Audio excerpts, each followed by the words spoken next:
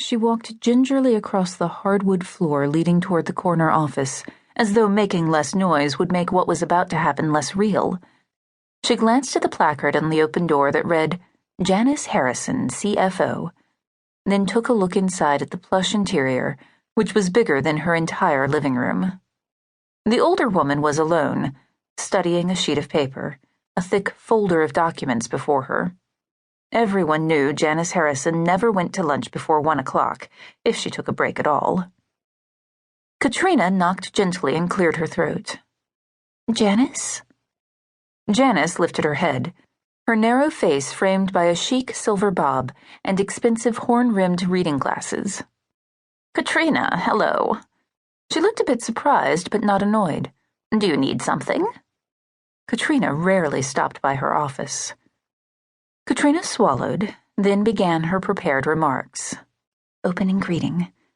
May I speak with you for a moment?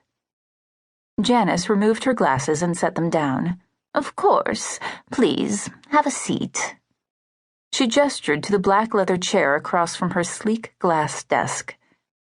Katrina shut the door behind her, then walked over to the chair and sat down. She crossed her legs, careful to keep her ankles touching.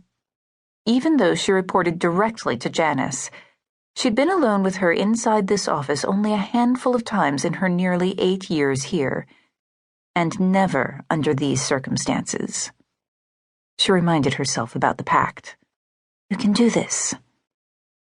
Now that it was finally happening, she was even more anxious than she'd thought she'd be. Are you okay, dear? You look a little pale. Janice gave her a concerned look. Janice was as professional as they came, but she often showed a warm, almost maternal side toward her team, something Katrina had always appreciated, given her own mother's lack of affection. Katrina nodded and tried to control her nerves. I'm fine. Thanks for asking. She tapped her foot lightly on the carpet. Janice glanced at the stack of papers on her desk. How can I help you? The expression in her eyes was kind, but it was clear she was preoccupied. Things at the agency were always busy, and they had recently signed 2 new clients. It was about to become even more hectic for the entire finance department. Katrina opened her mouth to speak, but hesitated. Her throat was dry. Her foot was still tapping. Katrina? Janice said. She picked up the top sheet of paper from the stack and skimmed it, already distracted.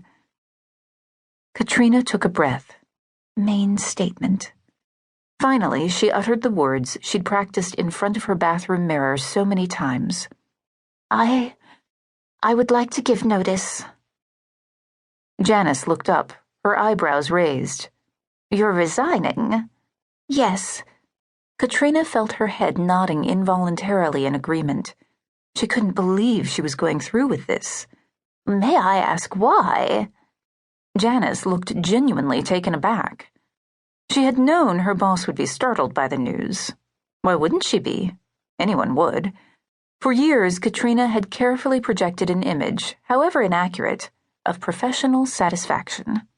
She had a good job, an established career path, and the respect of her colleagues, if not exactly their friendship.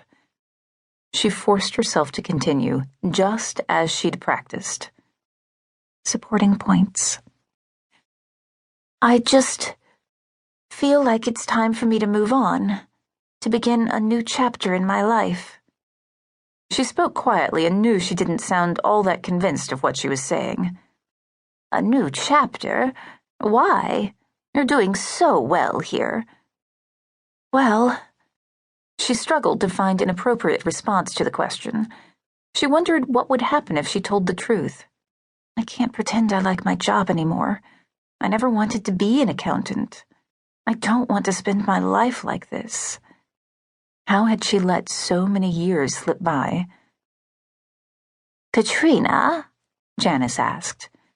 It's hard to explain, she said. Her foot was still tapping on the carpet. Janice tilted her head to one side. Do you have another job lined up? Have you been interviewing on the side?